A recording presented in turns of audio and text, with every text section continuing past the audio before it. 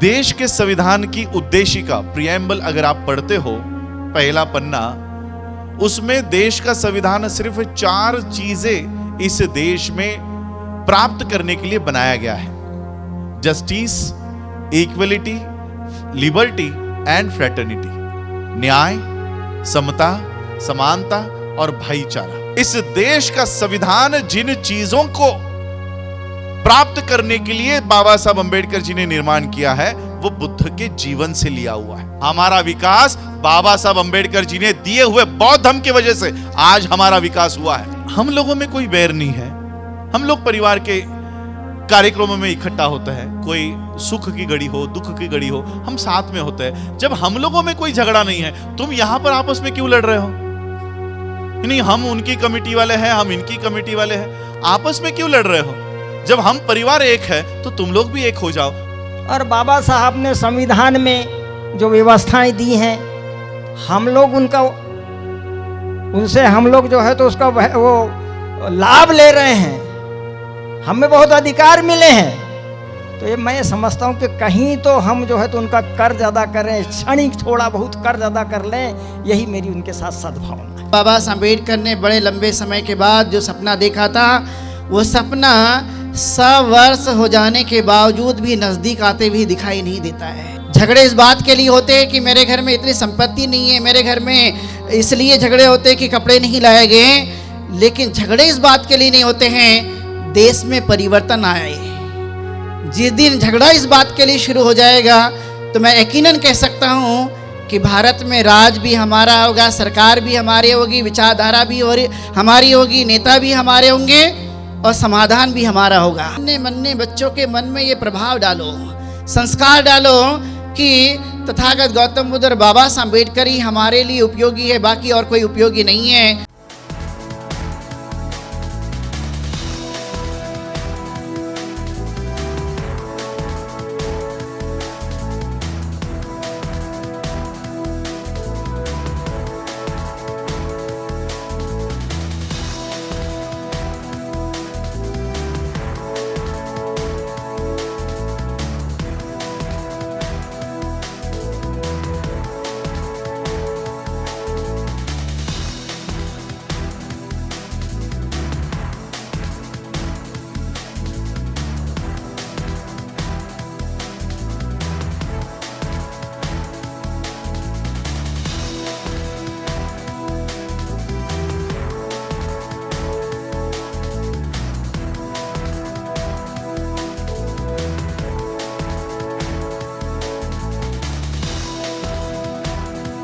आप सभी बालाघाट के बौद्ध उपासक और उपासिकाएं बहुत अच्छे दिल से सुनने वाले जाने जाते हैं। तो आपका मन, जबकि हमारे मुख्य अतिथि महोदय यहाँ पर उद्बोधन के लिए मैं उन्हें आमंत्रित करने जा रही हूँ, तो आप उसी जोश और जुनून के साथ उन्हें सुनेंगे और उतने धैर्य और शांति के साथ। तो मैं कुछ पंक्तियाँ बाबा साहब के नाम से समर्पित करना चाहती हूँ। बाबा साहब का संघर्षपूर्ण जीवन और उनके प्रभावशाली व्यक्तित्व को ध्यान में रखते हुए लिखी हुई ये पंक्तियाँ मैं आप सभी का ध्यान चाहूँगी कि मुसीबतों को ठोकर मारी, तूफान को ललकारा था। मुसीबतों को ठोकर मारी, तूफान को ललकारा था। वो राख नहीं था, राख के अंदर जलता एक अंगारा था। मुसीबतों को ठोकर मारी, तूफान को ललकारा था। वो राख नहीं था, राख के अंदर जलता एक अंगारा था। और कोई चाल काम न आई वर्ण व्यवस्था वालों की, कांप उठे थे धरती अंबर जब उसने हुंकारा था। कांप उठे थे धरती अंबर जब उसने हुंकारा था। एक बार आप सभी का मन बन जाए और आप डॉक्टर अंबेडकर राजरत्न जी को आप सुने। मैं जोरदार एक नारा लगाना चाहती हूँ। बोलिए जय जय जय जय जय भीम, जय जय जय जय जय भीम। एक साहेब, एक साहेब। लीजिए, अंततः अब वह क्षण आ ही गया जिसके लिए आप लोग सभी बड़ी बेसब्री से प्रतीक्षारत थे।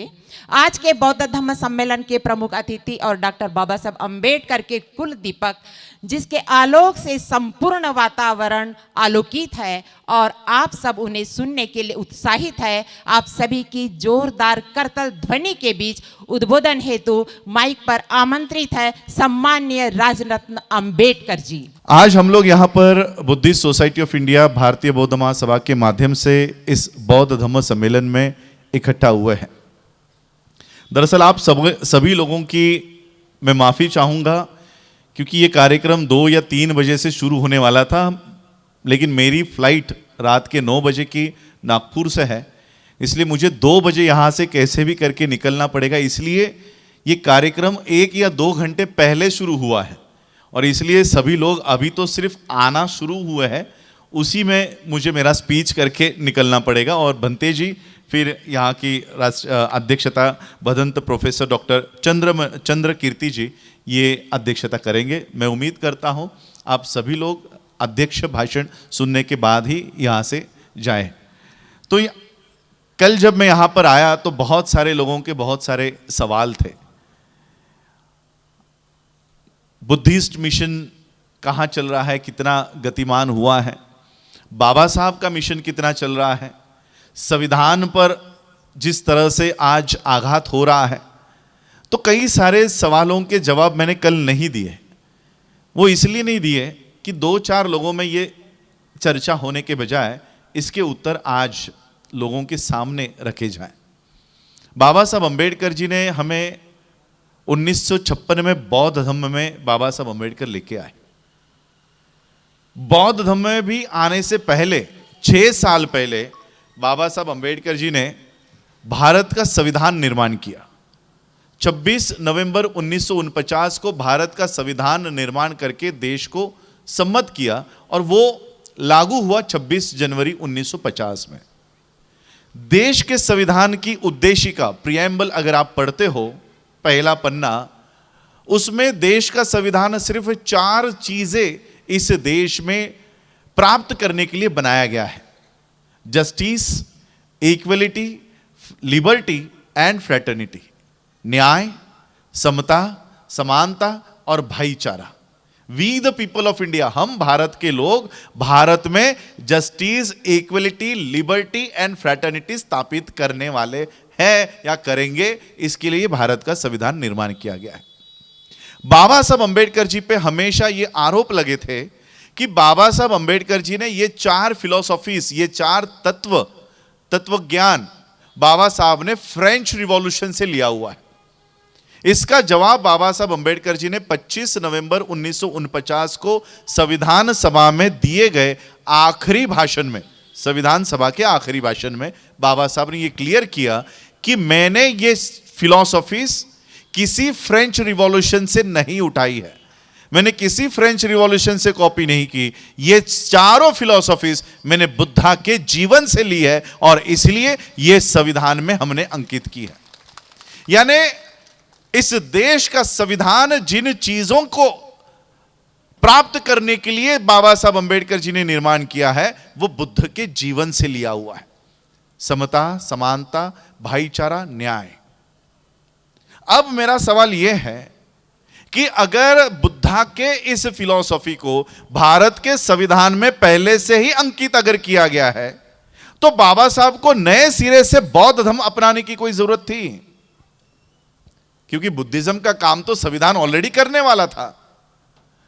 1949 में दिया गया संविधान, सम्मत किया गया संविधान, 1950 में लागू किया गया संविधान अगर बुद्धा के इस तत्वज्ञान के ऊपर ऑलरेडी बनाया गया है तो नए सिरे से 1956 में बौद्ध धर्म की दीक्षा लेना बाबा साहब को कोई जरूरी नहीं थी। और ऐसे हालात में जैसे आज 2024 में 2 महीने में 1 महीने में इलेक्शंस लगने वाली है, ऐसी ही हालात बाबा साहब के समय बौद्ध धर्म की दीक्षा लेते समय थी। अक्टूबर में बाबा साहब ने बौद्ध धर्म की दीक्षा ली, 14 अक्टूबर को अशोका विजयादशमी के दिन। जो बात मैं कह रहा था कि बाबा साहब अम्बेडकर जी के समय भी आज जैसी ही परिस्थिति तभी थी। अक्टूबर महीने में 14 अक्टूबर को अशोका विजयादशमी का दिन बाबा साहब ने तय किया था और 6 महीने में ही इस देश की पार्लियामेंट की इलेक्शंस ये आने वाली थी। बाबा साहब के राजनीतिक कार्यकर्ता, उनके पार्टी के लोग बाबा साहब से ये विनती कर रहे थे कि बाबा साहब 6 महीने में इलेक्शंस होने वाली है, अक्टूबर, नवंबर, दिसंबर, जनवरी, फरवरी, मार्च, 6 महीने में इलेक्शंस होने वाली है। और आज अगर आप हिंदू धर्म का त्याग करते हो, हिंदू धर्म को छोड़ते हो, तो हिंदुओं के वोट्स हमें राजनीति में नहीं मिलेंगे। और बौद्धों के वोट्स मिलने के लिए बौद्धों की संख्या उस समय थी क्या? यानी बौद्धों की पॉपुलेशन 0, हिंदू वोट्स हमें जो महार के नाम पे मिलने वाले थे वो भी 0। तो आने वाले समय में हम, आपकी राजनीतिक पार्टी, आपका राजनीतिक करियर, हमारे जो राजनीतिक लोग हैं, ये राजनीतिक मूवमेंट पूरी ठप हो जाएगी। बाबा साहब अंबेडकर जी का पूरा राजनीतिक जीवन दांव पर लगा हुआ था। आज अगर हमारा कोई नेता, उसके ऊपर ऐसी परिस्थिति आती, प्रसंग आता, तो वो क्या करता? दीक्षा लेता या नहीं लेता? नहीं लेता। नहीं लेता तो छोड़ो, हिंदुओं के वोट लेने के लिए, कि हिंदू, इनके वोट्स हमें मिलने चाहिए, इसलिए हम बाबा साहब की फोटो नहीं लगा रहे, हम बाबा साहब के नीले झंडे नहीं लगा रहे। लगा रहे हैं क्या? नीले झंडे अंदर रख रहे हैं। बाबा साहब की रिपब्लिकन नाम को भी हम लोगों ने छोड़ दिया है। क्यों? तो हिंदू वोट्स मिलने चाहिए, हिंदू वोट्स मिलने चाहिए, इसलिए हम बाबा साहब के दिए हुए नाम को छोड़ रहे हैं, बाबा साहब को छोड़ रहे हैं, बाबा साहब के झंडे के छोड़ रहे हैं। इतना ही नहीं, हिंदू वोट्स मिलने चाहिए, इसलिए हम मंदिर खुलवाने के लिए रास्तों पर आ रहे हैं। मंदिर खुलने चाहिए। महाराष्ट्र में कोरोना में ये सारी चीजें हुई, क्यों? तो हिंदू वोट्स मिलने चाहिए। बाबा साहब ने क्या स्टैंड लिया पता है? जब बाबा साहब के कार्यकर्ता बाबा साहब को आकर यह विनती कर रहे थे कि बाबा साहब 6 महीने में इलेक्शंस है, आप आज अगर बौद्ध धर्म की दीक्षा लेते हो तो एक भी हिंदू वोट हमें नहीं मिलेगा, उसमें 22 प्रतिज्ञा अगर आप लेते हो तो कोई हिंदू आपको वोट नहीं करेगा, इसलिए बौद्ध धर्म की दीक्षा 1 साल के लिए पोस्टपोन कर दो, इलेक्शंस हो जाने दो, उसके बाद बौद्ध धर्म की दीक्षा लो। क्या जवाब दिया पता है बाबा साहब ने? तुम लोगों में से अगर कोई भी मेरे साथ बौद्ध धर्म की दीक्षा नहीं लेने आया तो कोई बात नहीं, तुम में से कोई नहीं आया तो भी चलेगा, हम दोनों पति और पत्नी जाकर कल बौद्ध धर्म की दीक्षा लेने वाले हैं, कोई नहीं आया तो भी चलेगा।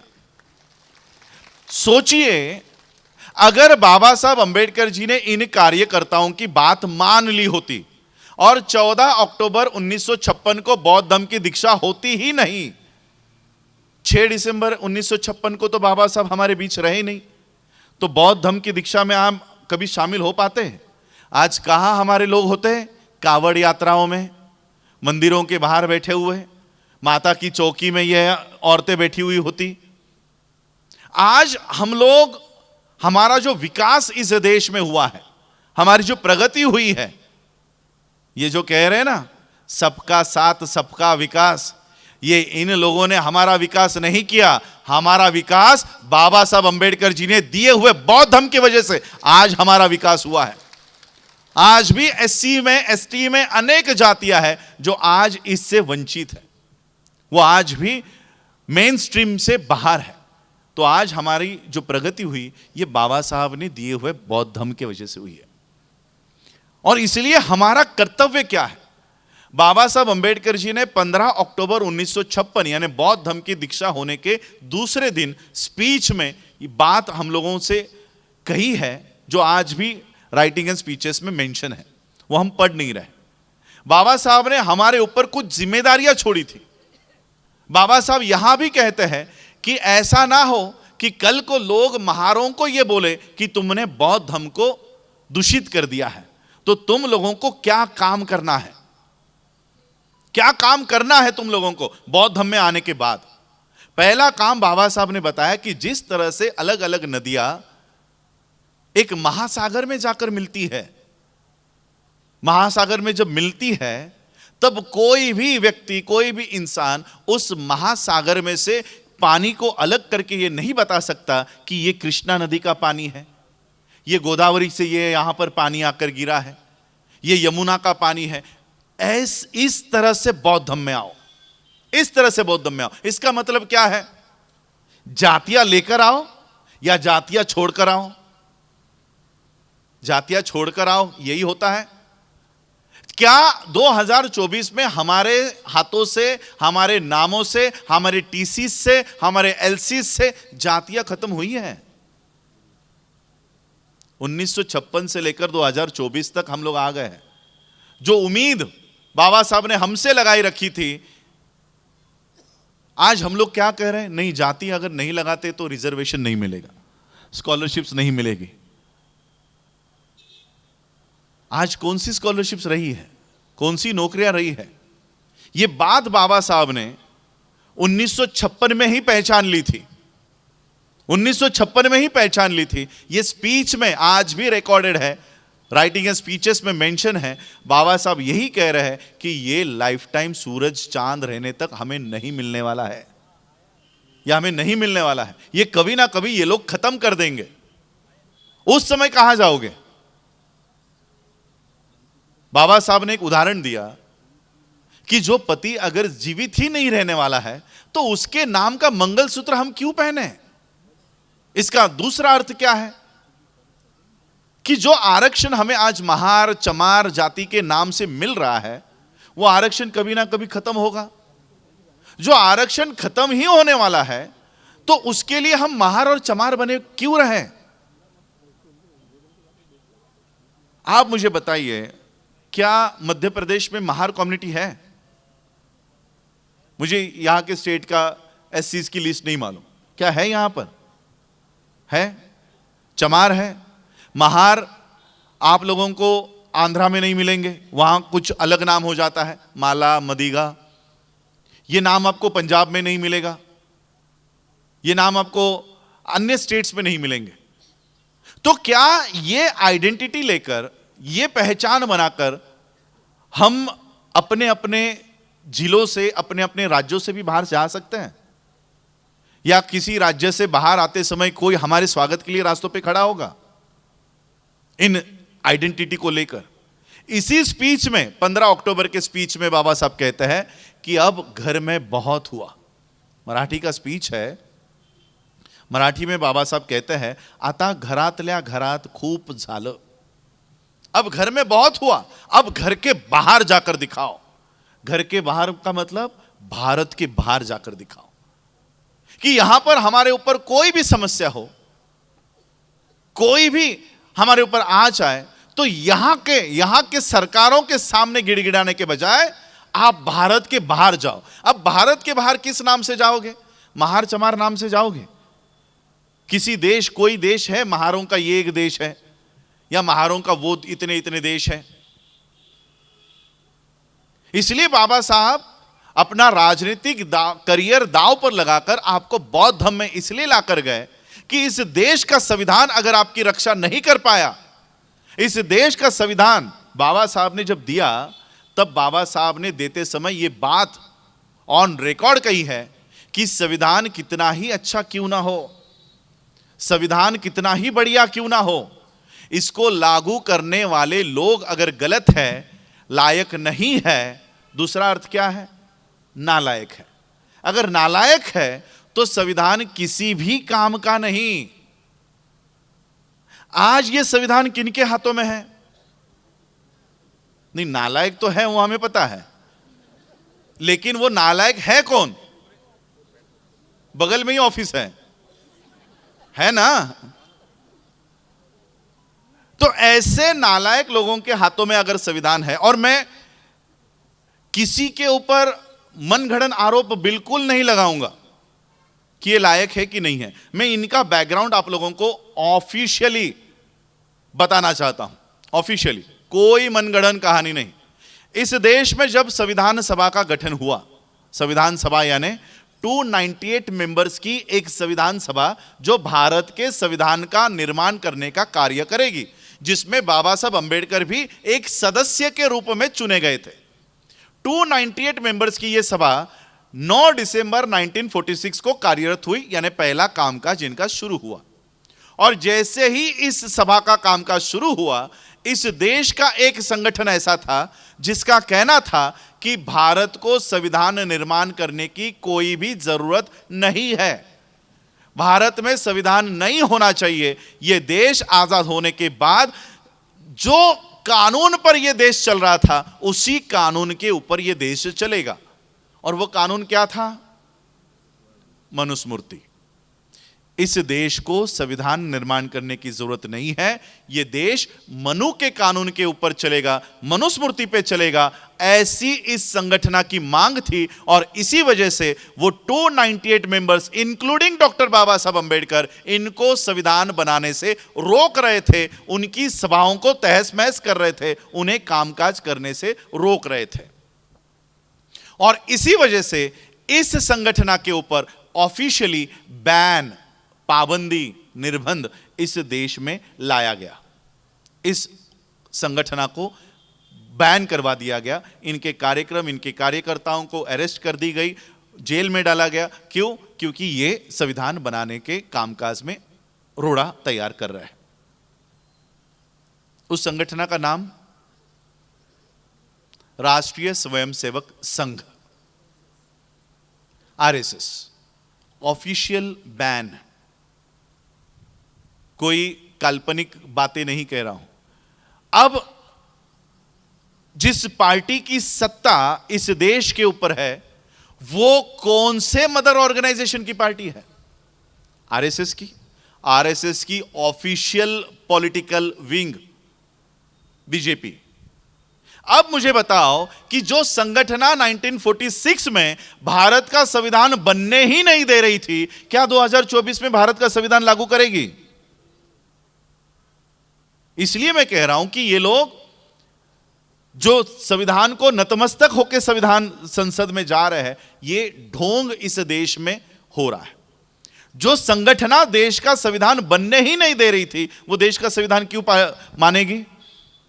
और इसलिए देश के संसद में से देश के एक एक संविधान का पन्ना ये खत्म कर रहा है, आर्टिकल्स को खत्म कर रहा है।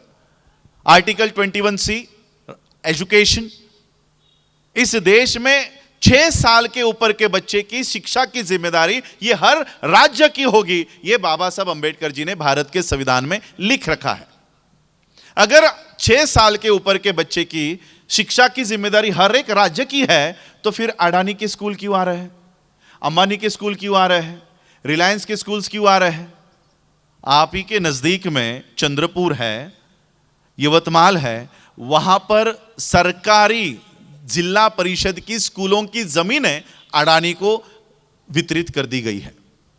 अब वहां पर लॉर्ड माउंट नाम की एसी क्लासरूम्स वाली स्कूल खड़ी होंगी, जिसमें आपके बच्चों को पहली कक्षा में एडमिशन दिया जाएगा, जिसकी फी 3.5 से 4 लाख रुपए की है, फर्स्ट स्टैंडर्ड की फीस। जब संविधान कह रहा है कि 6 साल के बच्चे के ऊपर जितने भी साल वो पढ़ाई करेगा, उसकी जिम्मेदारी राज्य सरकार की है, अडानी की नहीं। रहा ये आर्टिकल रहा है, खत्म है। आर्टिकल 1, इस देश का नाम होगा इंडिया, दैट इज भारत, है ना? पहला ही आर्टिकल है। हमने इंडिया नाम हटाने के लिए 4,500 करोड़ रुपया खर्च किया। अब इस देश का नाम इंडिया नहीं है। आर्टिकल 1 खत्म, आर्टिकल 340 खत्म, आर्टिकल 341 खत्म। रिजर्वेशन, इस देश की फाइनेंस मिनिस्टर निर्मला सीतारमन, अगर वो बीजेपी के या आरएसएस के किसी कार्यक्रम में ये बात कर रही होती, तो शायद मैं उनको यहां पर रेफरेंस के लिए नहीं लेता। लेकिन उन्होंने ये बात देश के संसद में खड़े होकर कही। उन्होंने कहा कि 2 साल में हम भारत के हर पब्लिक सेक्टर को बेचने वाले हैं, सरकारी संस्थाएं बेचने वाले। सरकारी संस्थाएं कौन सी है?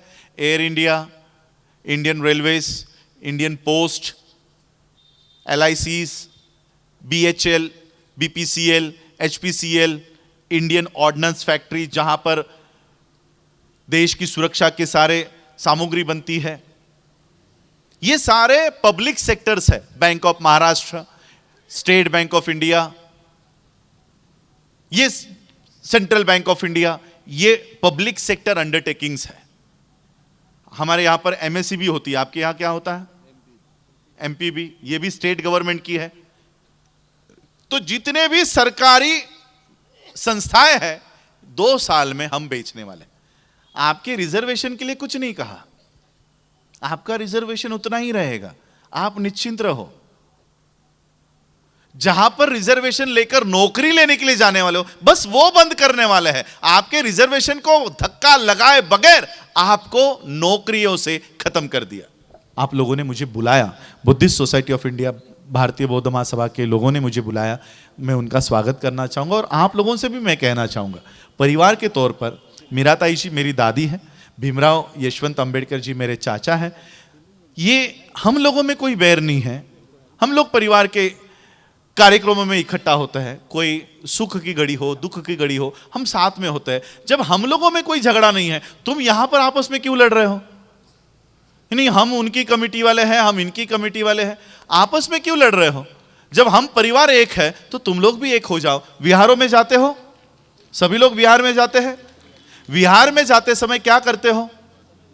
क्या करते हो? सबसे पहले अपने जूते बाहर निकालते हो और फिर विहार में प्रवेश करते हो। मैं आप लोगों से विनती करना चाहूंगा, इस बुद्धिस्ट मूवमेंट में आते समय आप अपने अपने गुट, अपने अपने नेता, अपने अपने पार्टियां बाहर रखो और एक बुद्धिस्ट होने के नाते इकट्ठा बैठो। चाहे वो राजरत्न अंबेडकर आए, चाहे वो भीमराव जी आए, या कोई भी आए, अगर कोई हमारा बुद्धिस्ट आ रहा है तो इकट्ठा होकर हमें बौद्ध, हमारे आपसी मतभेद भूलकर हमें इकट्ठा बैठना होगा। तब जाकर हम बुद्धिस्ट मूवमेंट इस देश में खड़ी कर पाएंगे। इतनी आशा और विश्वास आप लोगों से व्यक्त करता हूं। बालाघाट के लोगों ने मुझे आमंत्रित किया, मेरा स्वागत किया, उसके लिए सबका धन्यवाद करता हूं। मुझे प्रस्तावना कहने का अवसर दिया गया है, तो आज के जो मुख्य अतिथि माननीय राजरत्न अंबेडकर साहब है, ये 17 फरवरी 2018 को उमरी तहसील कटिंगी में अंतर्राष्ट्रीय बौद्ध सम्मेलन में आए हुए थे और उसी दरमियान हमारे पूर्व प्रांतीय प्रतिनिधि राज्य प्रभारी हंसराज जी मेसाम भी उस कार्यक्रम में गए हुए थे। तो उन्होंने ये कहा था हमारे आज के प्रमुख अतिथि महोदय ने कि आप के जिले में हमारी कमेटी का निर्माण कर हमारे साथ काम करने का प्रयास करें। तो उसी प्रेरणा से आज यह कार्यक्रम रखा गया और 5 दिसंबर 2021 को हमारी एक सामाजिक बैठक हुई, जिसमें हमारी बैठक में समिति के लोगों ने मुझे यहाँ का जिले का प्रतिनिधि चुना और इस प्रतिवेदन को हमने प्रदेश स्तर पर भेजा और हमारे प्रदेश अध्यक्ष मुकुल वाघ जी, जो कि आज आने वाले थे, किसी कारणवश नहीं आए, उन्होंने इस पर अनुमोदन दिया। उनका भी मार्गदर्शन हमको समय समय पर मिलते रहता है और हम इस तरह बाबा साहब के भारत को साकार करने के सपने के उद्देश्य से आज के इस कार्यक्रम का हमने ऑर्गेनाइजेशन किया और आपने इस कार्यक्रम को सफल करने में अपना जो सहयोग प्रदान किया, उसके लिए मैं आपको धन्यवाद देता हूं। जय बुद्ध, जय भीम, जय भारत। आज का मुख्य कार्यक्रम था धम्म सम्मेलन का और बड़ी खुशी की बात है कि आज के इस धम्म के कार्यक्रम में हमारे राष्ट्रीय अध्यक्ष राजरत्न जी कल 3 तारीख को शाम को 6 बजे गर्रा चौक में पहुँचे। बहुत सारे हमारे समिति के साथी लोग थे। रात को बालाघाट में रुके बहुत सारी सामाजिक समस्याओं के संबंध में चर्चा ही हुई है, जिले की समस्या के संबंध में भी बात की है और अपने आप उनका सारगर्भित भाषण या प्रेरणा मार्गदर्शन जो भी ये समझे आपने सुना। मुख्य बात थी कि समाज में बहुत सारे ऐसे लोगों के फोन आना चालू हो गए थे जब से बालाघाट अंतर्राज्यीय बौद्ध धम्म सम्मेलन का पॉम्पलेट आउट हुआ और पॉम्पलेट गांव-गांव गया, अन्य अन्य जिलों में गया, अन्य प्रांतों में गया। हमारे छत्तीसगढ़ से वालदेज भी है, वहाँ के छत्तीसगढ़ के प्रांतीय अध्यक्ष है, महाराष्ट्र के भी प्रांतीय अध्यक्ष है हनुमंते जी, सोनसोर के अध्यक्ष है, छिंदवाड़ा के अध्यक्ष है। बहुत खुशी की बात हुई कि उन्हें अलग अलग प्रांत के अलग अलग प्रांतीय अध्यक्ष है और जिला अध्यक्ष है। ये बालाघाट के इतिहास में बहुत सुनहरा लेख है। जैसा कि मार्गदर्शन बताया, हम शाम को या रात को कहिए, इस संबंध में हमने उनसे क्लियर भी कराया कि हम 20-25 साल से पहले हमने महाउपासिका मीराताई के साथ में भी काम किया था। उस समय भी हम बैंक में ऑफिसर थे, परंतु कुछ कामों की आलोचना भी हमने किया। तथागत बुद्ध बोलते हैं, जिस संस्था का या जिस समाज का बागडोर किसी भ्रष्ट हाथ में होता है, किसी नालायक लोग के हाथ में होता है, किसी अपराध फरी करने लोग के हाथ में होता है, तो उस संस्था का विकास नहीं विनाश होता है, उस समाज का विकास नहीं विनाश होता है। इन बातों को आपने सबने सुना भी होगा कि 2003 में आदरणीय उपासिका मीरा जी बालाघाट आई थी। उस समय हमने कुछ पॉइंट उनके सामने रखा था, क्योंकि मैं उस समय Buddhist society of India Balaghat का जिला अध्यक्ष था और मैं बैंक में मैनेजर भी था। बहुत सारी बातें आप हमारे परिवार है, वो भी हमारे परिवार है, उनके सामने मैंने यही रेस्ट हाउस में रखा कि ताई, आप तो बौद्ध धर्म की बात करते नहीं हैं, नाती नातियों को पंढरपुर ले जाते हैं, यहाँ ले जाते हैं, और आप ये बुद्धिस्ट सोसाइटी आपकी इंडिया का जो बैनर है ये 10,000 15,000 लेके बेच देती है, किसी को अध्यक्ष बना देती है, किसी को प्रांत अध्यक्ष बना देती है, कुछ कर देती है। तो ये क्या है? बाबा साहब के मूवमेंट के विरुद्ध धम्म का काम का बैनर है, ये पैसे कमाने का बैनर नहीं है। इस पे हमारा विवाद हो गया था उनके साथ में, उसके बाद हमने छोड़ दिया था। मेन बात बुलाने का था कि बहुत सारे लोगों के कई टाइप के, जैसे भी राजरत्न साहब ने बताया आपके सामने कि जिले की समस्याएं थी, ये भी समस्या थी कि दो या संगठन चल रहे हैं।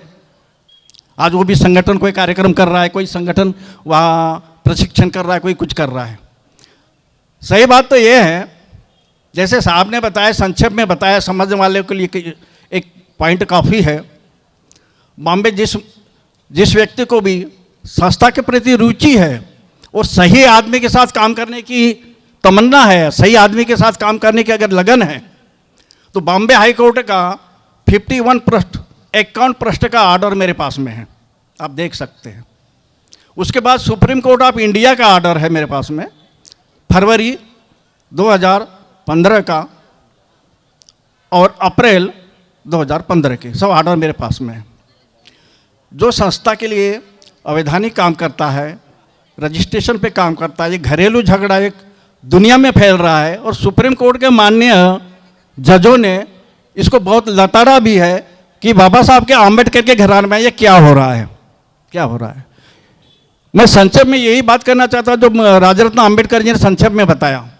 दूसरी बात थी उसकी कि कोऑपरेटिव मल्टीपर्पज़ सोसाइटीज, उसके बाद बैंक में काम करने का। उनको हमने बताया था कि मैं भी बैंकर्स हूँ, बैंक में मैं क्लास 1 से रिटायर हुआ हूँ, एक डिस्ट्रिक्ट लेवल का ऑफिसर में मैनेजर रहा हूँ, तो मैं इसको अच्छे से जानता हूँ। तो आप बालाघाट में इसकी पहल कीजिए, जैसे कि संक्षेप में उन्होंने आपको बताया, वो प्रोफार्मा देंगे, ये करेंगे, वो करेंगे। तो आप लोगों से मेरा ये निवेदन है, अगर हमारा उनके ऊपर विश्वास है, उनकी शिक्षा पे विश्वास है, जैसे आपने उनके बहुत सारे यूट्यूब पे वीडियो देखे होंगे, यूनिवर्सिटी नागपुर, डॉक्टर बाबा साहब आम्बेडकर यूनिवर्सिटी नागपुर बनाने का सपना है, प्रोजेक्ट है, डॉक्टर बाबा Saheb Ambedkar cooperative multi state bank बनाने का ये उनका एक सपना है। अगर उनको साकार करना है तो आप सब लोगों को सहयोग देना होगा और हमको भी सहयोग देना होगा। धन्यवाद। आज के इस महान कार्यक्रम की अध्यक्षता कर रहे भंते जी और इस कार्यक्रम के आयोजक सभी सम्मानी पदाधिकारीगण और उपस्थित सभी संत। आज पहली बार मैंने ऐसा महसूस किया कि बाबा साहब हमारे बीच उपस्थित हुए, ऐसा लगा मुझे। इतनी गहरी बात है, लड़का अभी नौजवान है, जिन गहरी बातों पे उन्होंने अपना प्रकाश डाला, एक एक बात बहुत कीमती थी। मैं तो धन्य मानता हूँ उस परिवार को कि जहाँ जैसे संस्कार होते हैं तो वाकई उस परिवार का एक अंग वंशज अपनी झलक दिखा के चले गए। उनकी एक बात मुझे अच्छी लगी कि वास्तव में पैसा बहुत बड़ी चीज़ है, अर्थ से ही सब काम होते हैं और अर्थ की ओर उन्होंने जो संकेत किया कि हमारा खुद का बैंक होना चाहिए और उसमें पैसा लगेगा। और उन्होंने बताया कि मैं खुद जो अपनी पत्नी और खुद का मिला के हमको ज़्यादा भी नहीं चाहिए, जो उन्होंने बताया है 2,500 रुपया वाला 5,000 हमारा रहेगा। मेरा एक चिंतन बना, मैंने हमारे पदाधिकारी LD मेश्राम जी को से अपनी बात रखा। मैं बहुत बड़ा आदमी नहीं हूँ, आप लोगों जैसा ही साधारण व्यक्ति हूँ। मेरे दिल में एक बात आई है कि मैं तो अलग से सदस्य बनूंगा ही, पर इस संगठन, इस बैंक के शुरुआत के लिए वैसे लोग जिनको चाहते हो लेकिन मेंबर नहीं बन पाएंगे क्योंकि पैसा नहीं उनके पास, ऐसे लोगों के लिए मैं 1 लाख रुपए की जो है तो घोषणा करते हुए आदरणीय मेश्राम जी को मैं कहूँगा कि हमारे टीम के लोग हैं, कल ही मेरे से चेक ले लें 1 लाख का और वो उन लोगों के नाम प्रवेश करें जो सक्षम नहीं हैं, इस बैंक के मेंबर बनने के लिए सक्षम नहीं है। और हम चाहते हैं कि उनको सक्षम बनाएं हम, और वो हमारे पहले मेंबर बने, इसके बाद हमारा नंबर लगते रहेगा। इसलिए आप लोगों को भंते जी सब और ये देंगे। मेरी जो भावना थी आज की उपस्थिति में, मैं अपने को धन्य मानता हूँ। और बाबा साहब ने संविधान में जो व्यवस्थाएं दी हैं, हम लोग उनसे हम लोग जो है तो उसका वो लाभ ले रहे हैं, हमें बहुत अधिकार मिले हैं। तो ये मैं समझता हूँ कि कहीं तो हम जो है तो उनका कर्ज अदा करें, क्षणिक थोड़ा बहुत कर्ज अदा कर लें, यही मेरी उनके साथ सद्भावना है। इन्हीं बातों के बाद जय धम्म, जय भीम, जय भारत। अब उद्बोधन की इस अंतिम कड़ी में अध्यक्ष महोदय का उद्बोधन होगा और हमारे आज के इस कार्यक्रम की अध्यक्षता कर रहे पूज्य भदंत धम्म कीर्ति जी, इन्हें मैं उद्बोधन के लिए आमंत्रित करना चाहूँगी। और आप सभी से मैं अनुरोध करूँगी कि आप शांति से आपका उद्बोधन सुनेंगे कि आओ मन की शांति पाकर हम सभी खुशहाल रहें, आओ मन की शांति पाकर हम सभी खुशहाल रहें और बुद्ध धम्म की दौलत पाकर हम सब माला माल रहे। और सत्य, अहिंसा, ममता, करुणा धम्म यही सिखलाता है। चले बुद्ध के पथ पर तो फिर सुखमय जीवन काल रहे, चले बुद्ध के पथ पर तो फिर सुखमय जीवन काल रहे। और इसी के साथ हमारे मार्गदर्शन हेतु आप सभी की करतल ध्वनि के बीच समारोह के अध्यक्ष पूज्य भदंत डॉक्टर चंद्र कीर्ति जी को उद्बोधन के लिए सादर आमंत्रित कर रही हूँ।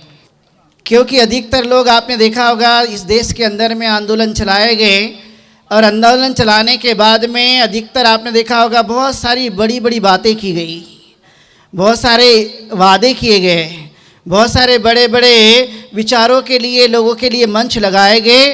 और ऐसी तमाम बातें कहने के बाद आपने देखा होगा बाबा साहब अम्बेडकर ने बड़े लंबे समय के बाद जो सपना देखा था, वो सपना 100 वर्ष हो जाने के बावजूद भी नज़दीक आते भी दिखाई नहीं देता है। और जब नज़दीक दिखाई नहीं देता है तो इसका मतलब साफ शब्दों में ये कहा जा सकता है कि इस देश में अभी भी बहुत सारी कमजोरियां हैं, बहुत सारी तकलीफ़ें हैं, बहुत सारा दुख दर्द हैं। और तथागत गौतम बुद्ध कहते हैं कि जब दुख दर्द होता है, तकलीफ़ें होती हैं, तो मेरे धम्म का अनुसरण करो तो तकलीफ और दुख भी दूर हो जाता है। और इसीलिए तमाम बातें हम लोगों ने देखा है कि ये कहीं ना कहीं हमें होते हुए दिखाई देती हैं। जितने भी लोगों ने यहाँ पर बात की उनमें से मैंने कुछ खास बातें निकाली है, और बातें ये हैं जैसे कि राजनेता अम्बेडकर ने जो बातें कही कि अधिकतर जो लोग हैं उन्होंने वोट के बारे में बात की, उन्होंने स्कॉलरशिप के बारे में बात की, उन्होंने बुद्धायन उस धम्मा के बारे में बात की, उन्होंने भारतीय बौद्ध महासभा के बारे में बातें की, उन्होंने भारतीय सरकार के बारे में बातें की, और बैंक के बारे में की, और यूनिवर्सिटी बनाने की बातें की। लेकिन आपने देखा होगा कि ये तो बाबा साहब अम्बेडकर ने शुरुआत ही उस समय में कर दी थी जब लोगों के पास में कुछ नहीं था। अब तो मुझे लगता है कि हर घर में हर चीज़ दिखाई देती है। यहाँ जितनी महिलाएं बैठी, यदि मैं सबसे पूछूं कि आपके घर में गहने कितने हैं, तो पता चलेगा कि लाखों की संपत्ति के गहने घर में रखे हुए हैं। सच बात है कि गलत है? रात दिन झगड़े किस बात के लिए होते कि मेरे पति ने मेरे लिए गोल्ड नहीं खरीदा। झगड़े इस बात के लिए होते हैं कि मेरे घर में इतनी संपत्ति नहीं है, मेरे घर में इसलिए झगड़े होते हैं कि कपड़े नहीं लाए गए। लेकिन झगड़े इस बात के लिए नहीं होते हैं देश में परिवर्तन आए। जिस दिन झगड़ा इस बात के लिए शुरू हो जाएगा तो मैं यकीनन कह सकता हूँ कि भारत में राज भी हमारा होगा, सरकार भी हमारी होगी, विचारधारा भी हमारी होगी, नेता भी हमारे होंगे, और समाधान भी हमारा होगा। लेकिन उसके लिए क्या करना पड़ेगा? उसके लिए हमें प्रयत्न करना पड़ेगा, उसके लिए हमें जान फूंकनी पड़ेगी।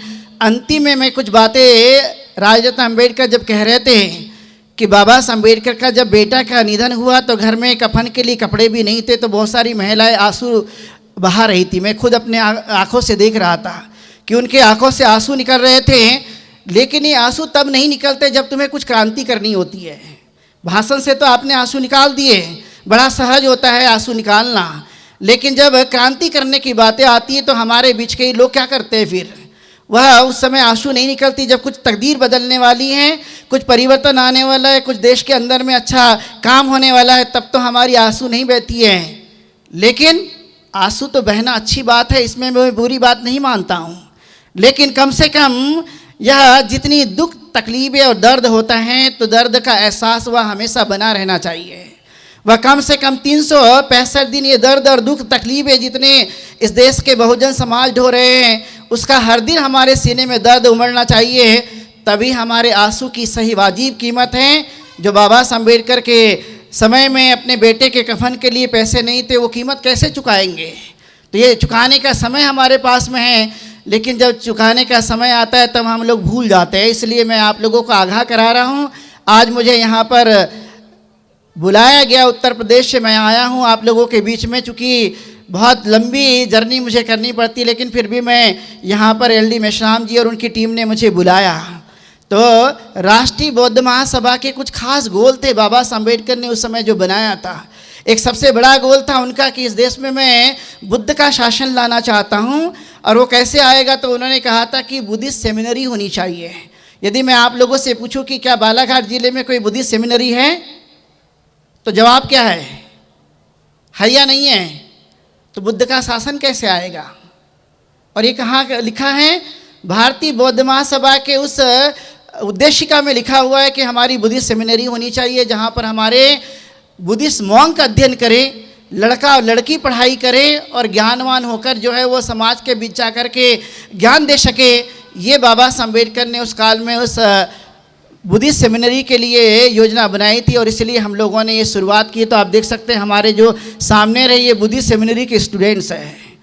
ये स्कूल भी पढ़ते हैं और बौद्ध धर्म का अध्ययन भी करते हैं, अलग अलग विषय का अध्ययन करते हैं, पाली भाषा का अध्ययन करते हैं। चूँकि आप जानते हैं कि तथागत गौतम बुद्ध का धर्म कोई साधारण धर्म नहीं है, यह एक व्यापक धर्म है। जहाँ पर आपने देखा कि आज के भाषण में बात कही गई कि जब दुनिया में लोग जाते हैं तो वह किसी दूसरे व्यक्ति का नाम नहीं लेते, दूसरे आदर्श का नाम नहीं लेते, वो किसका नाम लेते हैं? तथागत गौतम बुद्ध का। वे कहते हैं I come from India land of the Buddha.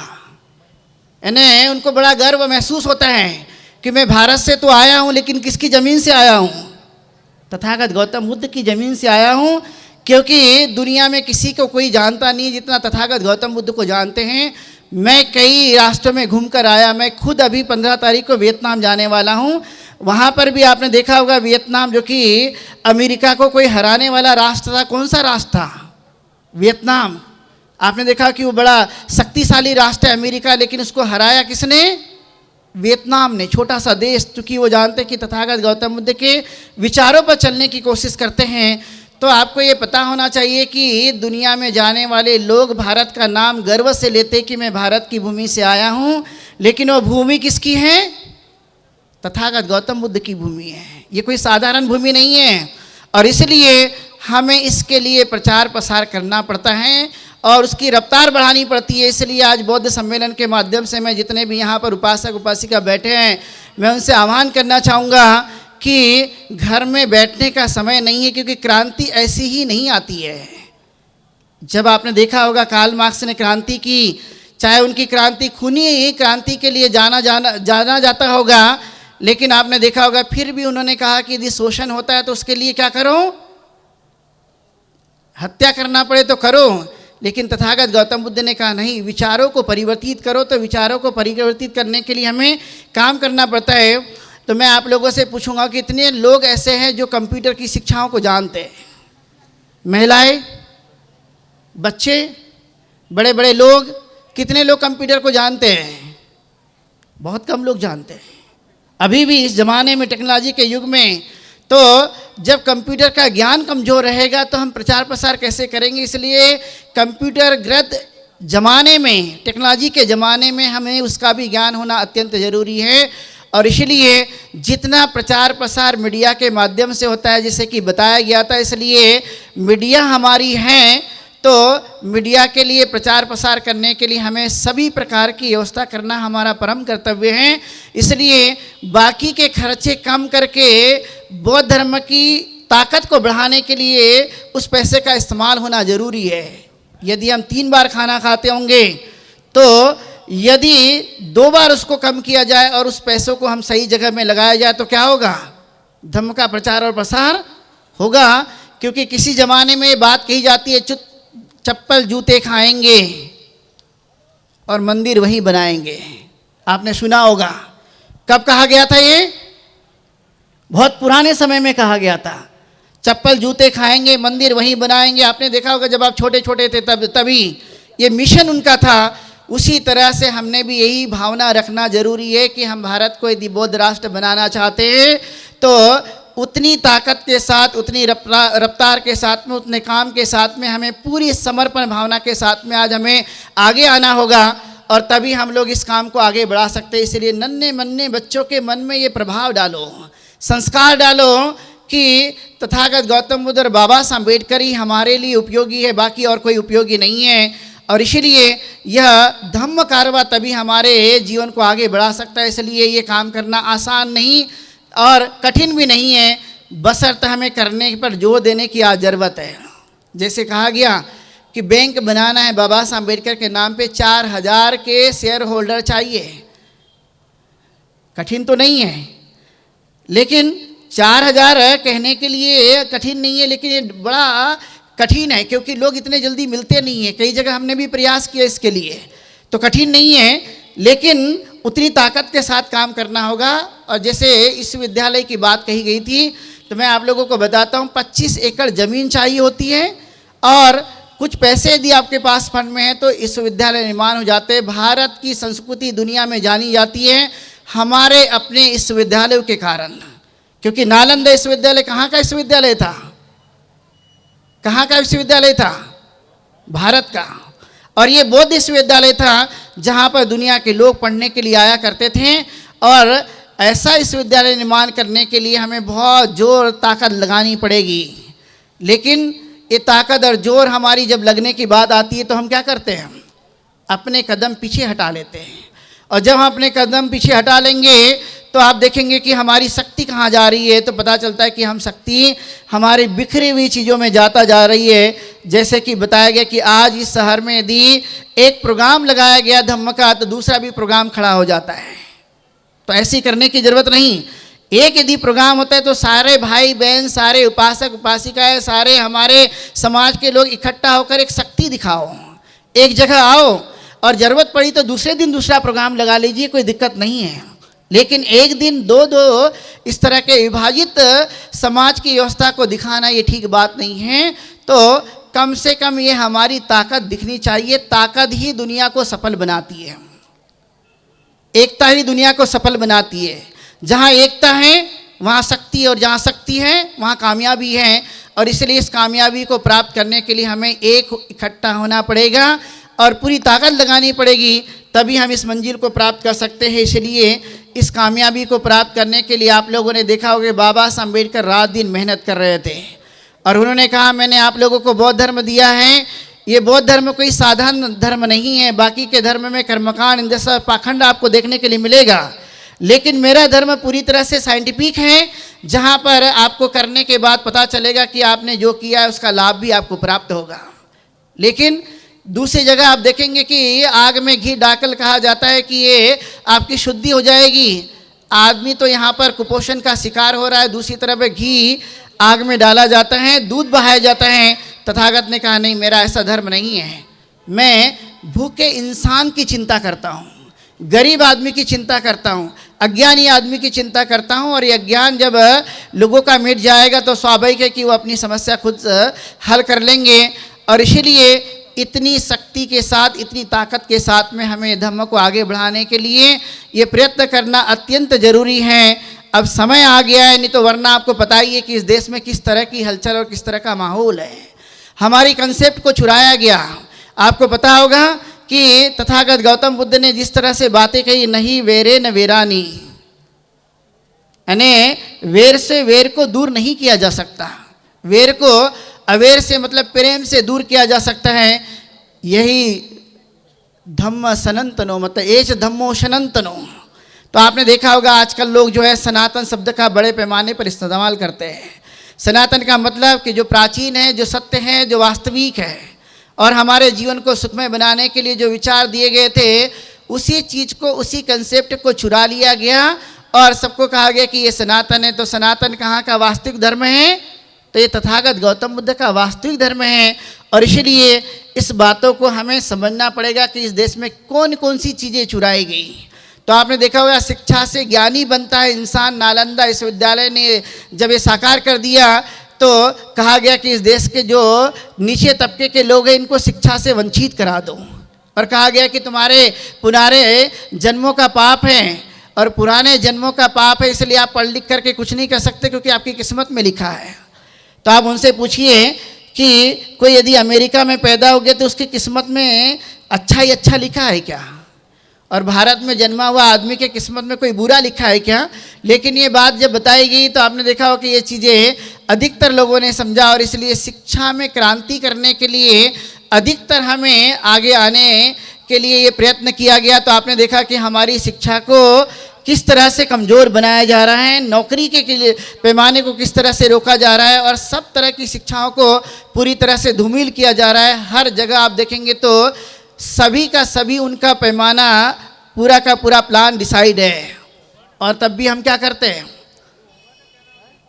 तब भी हम लोग आराम से, हमको लगता है कुछ नहीं हो रहा है, हम भाई भाई आपस में लड़कर हमें लगता है कि हमारा कुछ नहीं हो रहा है। लेकिन आपको पता होगा कि इस देश के अंदर में जो होने जा रहा है ये कोई साधारण नहीं। बाबा साहब अम्बेडकर 100 साल पहले इस बातों को सोचा करते थे, और जब 100 साल पहले इस बातों को सोचा करते थे, अकेले थे, और इतनी चिंता उनके मन में हुआ करती थी, इसलिए रात दिन जाग जाग करके वो हमारे लिए काम कर रहे थे। तो आज वर्तमान में इतनी समस्याएं हैं तो हमारी चिंता कितनी बढ़नी चाहिए? छोटी होनी चाहिए चिंता की बड़ी होनी चाहिए? बड़ी चिंता होनी चाहिए। लेकिन चिंता है, सब निश्चिंत है, उनको लगता नहीं कुछ भी कि कुछ चिंता है, सब निश्चिंत होकर काम सोच रहे हैं। आपके सामने 2-3 महीनों का समय है अभी, और 2-3 महीने में यदि इस देश में यदि कुछ नहीं हो सका तो आप खुद अपने आंखों के सामने कई सारी चीज़ें देखने के लिए आपको दिखाई देगा, क्योंकि भारत के अंदर में बड़े पैमाने पर जो है ये चीज़ें होती हुई देखने के लिए मिल रही है। इसलिए मैं आप लोगों को बता रहा हूँ कि आज यदि जनवरी का महीना है, 4 तारीख है, 3 महीने कम से कम आप रात दिन धम्म का और बाकी की चीज़ों के लिए काम करना शुरू करो। कितने दिन? कम से कम 90 दिन तो कम से कम जागरूक रहकर काम करना शुरू करो। ज़्यादा दिन नहीं की बात कर रहा हूँ, 3 महीने कम से कम। आज की 4 तारीख है और 4 तारीख से लेकर 3 महीने लगातार काम करो। सभी लोगों के लिए जागृति का माहौल बनाओ, क्योंकि किसी ज़माने में जब ये जागृति का कार्यक्रम चलता था सब जगह, चाहे वो नीला झंडा दिखता हो या धम्मध्वज दिखता हो या कहीं संगोष्ठी के माध्यम से विचार दिए जा रहे हो, चाहे फिर वह गीत के माध्यम से विचार दिए जा रहे हो, चाहे अलग अलग तरह के से विचार दिए जा रहे, तो लोगों में जन जागृति बढ़ रही थी और लोग बड़े उत्साहित होकर के इस काम को करते जा रहे थे। तो किसी भी दुश्मन की ताकत हमारे ऊपर में आग दिखाकर नहीं हुआ करती थी। लेकिन अब समय के साथ में बहुत सारी चीज़ें बदल रही हैं और इसलिए मैं आप लोगों को कहता हूं, कम से कम आज की 4 तारीख से लेकर 90 दिन, ज़्यादा दिन नहीं, 90 दिन के बाद और कुछ काम करेंगे, लेकिन कम से कम जो है 90 दिन तो कम से कम आप सक्रिय भूमिका निभा करके एक एक दिन का सही इस्तेमाल करके उसको चिन्हित कीजिए। और 90 दिन यदि आपने सही कर लिया तो कम से कम जो आने वाली समस्याएं उसको टाला जा सकेगा। और यदि आपने 90 दिन काम नहीं किया तो आप जिस तरह से बैठे हुए हो, सुनोगे, जानोगे, अच्छी बातें सुनने का अवसर मिलता रहेगा, लेकिन आपके ऊपर में इतनी सारी चीज़ें थोप दी जाएगी और तब आप लोग सोचोगे कि मैंने क्या किया, मेरी आने वाली पीढ़ी को क्या प्राप्त होने वाला था, वो नहीं हो पाया। तो कम से कम आप लोग रात दिन एक करके इसके लिए मेहनत कीजिए, परिश्रम कीजिए, ताकि समस्या को टाला जा सके। और समस्या को टालने का काम कोई आकर कोई दूसरा नहीं करेगा, कोई मालिक नहीं करेगा, बल्कि समस्या को टालने का काम इंसान ही कर सकता है। इंसान के पास वो ताकत है और वो ताकत का एहसास भी हमारे पास में, वो विचार भी हमारे पास में, बस शुरुआत करने की ज़रूरत है। इसलिए मैं ये कहना चाहूँगा कि बालाघाट ज़िले में जितने भी गांव होंगे, आप लोग दूर दूर से इस कार्यक्रम में जितने भी लोग आए होंगे, आप एक मैसेज लेकर जाए और उस गांव में कम से कम 90 दिन काम करने की कोशिश करते रहे। 21वीं सदी में मैं जितना अध्ययन कर पाया हूँ, और इसलिए हमने पूरे देश के अंदर में महिलाओं को इकट्ठा करने के लिए महिला सशक्तिकरण संघ का निर्माण किया, जहाँ पे बड़ी संख्या में हर प्रदेश से महिलाएं जुड़ी हैं। मैं आप लोगों से भी अपील करना चाहूँगा कि उसमें भी आप लोग बड़े पैमाने पर जुड़िए और लोगों के बीच में जाने की पूरी तरह से कोशिश कीजिए। और भी लंबी बात न कहते हुए मैं इतनी ही बात कहते हुए, जो आज का यहाँ पर अंतर्राज्यीय धम्म सम्मेलन का कार्यक्रम यहाँ पर आयोजित किया गया, तो मुझे लगा मैं दूसरे प्रदेश से आया हूँ, इसलिए ये अंतर राज्य सम्मेलन तो निश्चित हो गया है। हमारे सामने लोग ये महाराष्ट्र से आए, मैं उत्तर प्रदेश से आया हूँ, ये भंते जी जो है वो थाईलैंड से आए, तो अंतर देशीय भी सम्मेलन हो गया, अब तो अंतर्राष्ट्रीय भी सम्मेलन हो गया। तो मैं आप सभी आयोजकों को, विशेष तौर पर अली में श्याम जी, इनको मैं बहुत बहुत धन्यवाद देना चाहता हूँ। आप सब लोग, तमाम लोग यहाँ पर पहुँचे इस सम्मेलन में, इसलिए मैं आप लोगों को भी बहुत बहुत धन्यवाद देना चाहता हूँ। लेकिन जो मैंने आप लोगों को 90 दिन की जो बातें बताई है उसको मत भूलिए। आप उसको भूल गए तो समझ लो भूल गए। इतनी बात कहते हुए मैं पुनः सब लोगों के लिए बहुत सारी मंगल कामनाएं, अब सुखी हो, दीर्घायु और स्वस्थ रहे, ऐसी बातें कहते हुए मैं यहीं पर रुकता हूँ। बहुत शुभ मंगलम। सभी को नमो बुद्धाय, जय भीम। आज का यह कार्यक्रम अंतर्राष्ट्रीय बौद्ध धम्म सम्मेलन बालाघाट में आयोजित किया गया the Buddhist society of India के माध्यम से, और इस कार्यक्रम को सफल बनाने में हमारे मुख्य अतिथि महोदय ने हमें जो समय दिया और हम धन्य हो गए, इसलिए उनका भी बहुत बहुत धन्यवाद। मंच पे सभी अतिथियों का बहुत बहुत धन्यवाद, और उसके साथ साथ आप लोग सभी इस कार्यक्रम को सुशोभित करने के लिए यहाँ पहुँचे, आप सभी का बहुत बहुत धन्यवाद।